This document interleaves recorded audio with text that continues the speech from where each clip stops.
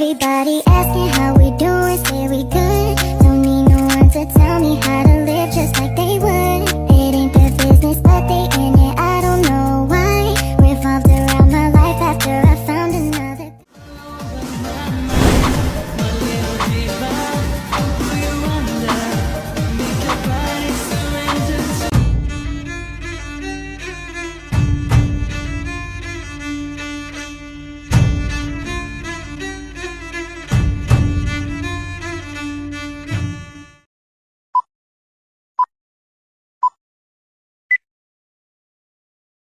A few moments later.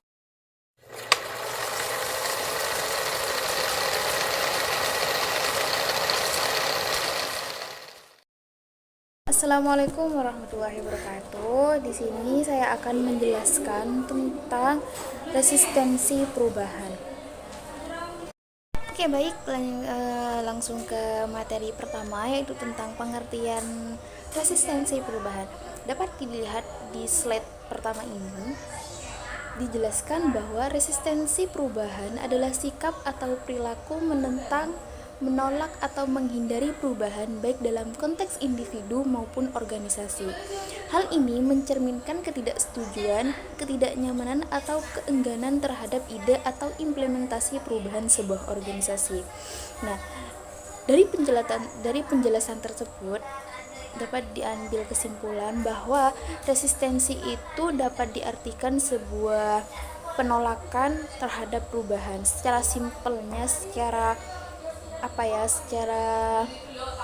mudahnya, resistensi itu disebut juga dengan penolakan terhadap perubahan. Di mana resistensi perubahan di sini mencerminkan sebuah ketidaksetujuan, ketidaknyamanan atau keengganan terhadap ide atau implementasi perubahan sebuah organisasi. Seperti itu. Lalu kemudian ada juga faktor-faktor dari resistensi. Apa sih yang menjadikan seseorang itu bisa menolak terhadap sebuah perubahan? Yang pertama itu ada kebiasaan. Nah, masyarakat dihadapkan pada perubahan, mereka cenderung enggan untuk mengubah kebiasaan yang sudah mereka terapkan. Ketika masyarakat itu sudah terbiasa terhadap sesuatu hal dan mereka kemudian dihadapkan dengan sesuatu yang baru, mereka akan enggan untuk melakukan sebuah perubahan. Kemudian yang kedua yaitu rasa nyaman.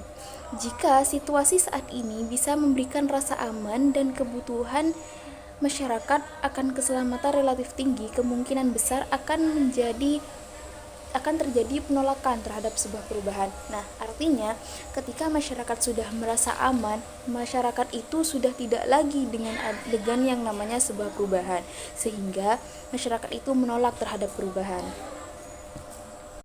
Nah, untuk lanjutannya yaitu faktor ketiga dari terjadinya resistensi perubahan yaitu faktor ekonomi.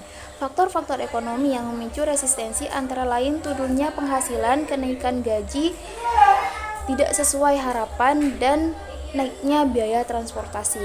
Nah, ketika masyarakat dihadapkan dengan sebuah perubahan, otomatis akan mengalami turunnya penghasilan dan juga kenaikan gaji yang tidak diharapkan dan juga naiknya biaya transformasi, sehingga hal itu dapat memicu terjadinya resistensi perubahan. Kemudian faktor selanjutnya yaitu rasa takut. Faktor rasa takut terhadap resistensi dapat dipahami sebagai kekhawatiran individu terhadap konsekuensi atau tantangan negatif yang mungkin timbul dalam menanggapi resistensi atau penolakan terhadap perubahan atau orientasi. Jadi ketika masyarakat dihadapkan terhadap perubahan, masyarakat itu khawatir mendapatkan sebuah tantangan negatif dari adanya perubahan tersebut. Kemudian faktor yang terakhir yaitu tentang persepsi selektif. Persepsi adalah cara individu melihat dunia sekitar yang mempengaruhi sikap mereka. Jadi persepsi itu seorang individu itu memilih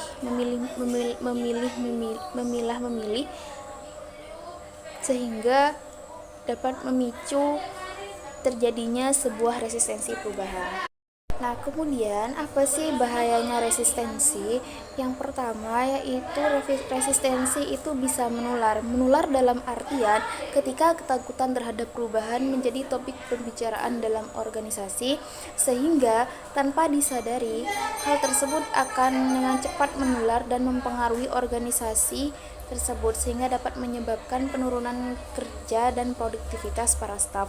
Kemudian yang kedua, merintangi. Yang hal ini berarti penolakan menimbulkan kebingungan menghambat atau memperlambat proses perubahan.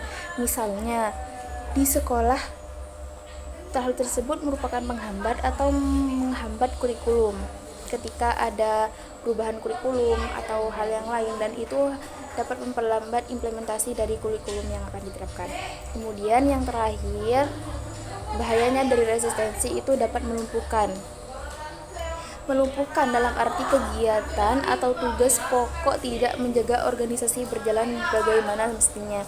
Setiap orang memulai bekerja secara mandiri dan enggan bekerja sama dengan orang lain. Tentu saja hal ini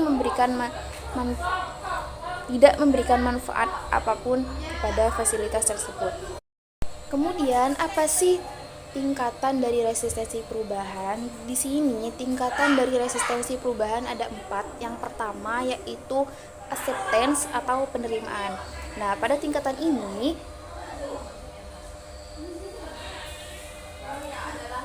seorang yang resisten terhadap sebuah perubahan itu menolak perubahan secara internal, artinya kinerja mereka itu tidak optimal dan cenderung mengabaikan instruksi pekerjaan. Kemudian yang kedua yaitu indifference atau pengabaian. Nah, tingkat pengabaian di sini di mana karyawan menunjukkan sikap acuh tak acuh, kehilangan minat terhadap pekerjaan, dan resisten terhadap upaya perubahan. Yang artinya apa? Seorang yang resisten terhadap perubahan, mereka itu bersikap acuh tak acuh, artinya mereka tidak peduli terhadap perubahan, tetapi mereka itu kehilangan minat terhadap pekerjaan.